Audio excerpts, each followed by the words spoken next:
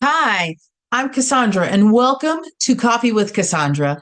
Isn't it exciting to start a new year, to get that fresh new calendar, open it up, and have all of those blank pages just ready to fill in, like a fresh new notebook or a new Bible study or something that you want to plan out everything? Something happens at the beginning of the year where you want to just get a giant wall calendar and fill it up. Well, what if we stop to think about God and all of that planning? How does God fit into the plans that you are setting for this year? Now, I know if you flip open your calendar, you would say, hey, it's already January. We're already halfway through it. But God can be a part of our plans at any point in our lives. At any point along the pathway, we can allow God to lead us and to guide us. And that is what I want to talk to you about today. Proverbs 16, verse 3 says, commit your works to the Lord, and your thoughts will be established. God will establish your thoughts when you commit your way to Him. So I want to talk about starting the year with God and how we can have resolutions rooted in faith. So if you're ready to go, this is Coffee with Cassandra. So grab a cup of Joe and let's go. And we're going to talk about how can we start our year with God. So we looked at how, you have your calendar, you're ready, you want to write your plans, you want to get started, but then we need to stop and think about how does God fit into those plans. So I'm going to be doing some more sessions of this topic, of this series about how we can have our resolutions rooted in faith. And we're going to talk about 4 steps. The first step is seek God first. Before we map out our goals or fill up our planners, we need to pause and seek God's guidance. Prayer and time in the Word are like the foundation of a house, it's what keeps everything standing strong. So, have you prayed over your resolutions yet? Have you already failed them? Well, here is a simple idea. Take a quiet moment, grab a cup of coffee, talk to God.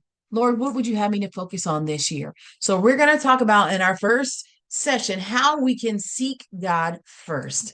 Then, the second step is to prioritize spiritual goals. When we think about resolutions, our minds sometimes run to, yeah, fitness goals, gonna pump that iron this year, or how can I save that money, or how can I learn a new skill?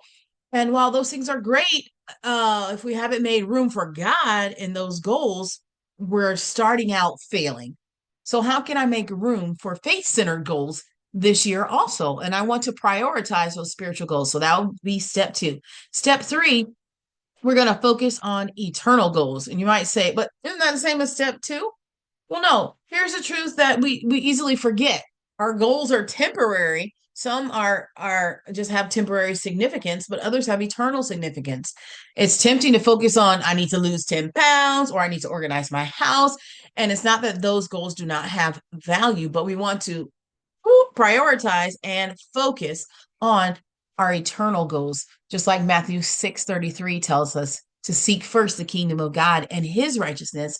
And then all of these things will be added, will be given to us as well. So having eternal goals shifts our perspective. That's step 3. Okay. Step 4 is where we're going to take that plan that we prayed about, that we thought about, that we've taken to God and laid at his feet, and we're going to put it into action. We need to pray over those resolutions. We're going to write them down and keep track of them. Be flexible too. Sometimes when you write something down, you want it to be set in stone and you don't want it to move or to change at all. But God sometimes takes our plans in a different direction, but he is the shepherd leading his sheep. So where he leads us and guides us is always going to be right. So that 4th step, we're going to put our plan into action. And those are the things that we're going to talk about to see how we can have our resolutions rooted in faith. It doesn't matter if your resolution started on January 1st and you already failed, you can start them again with a better goal in mind. So as you step into this new year, remember that you don't have to do it alone. God is with you. He's guiding your steps and he's holding your future in his hands.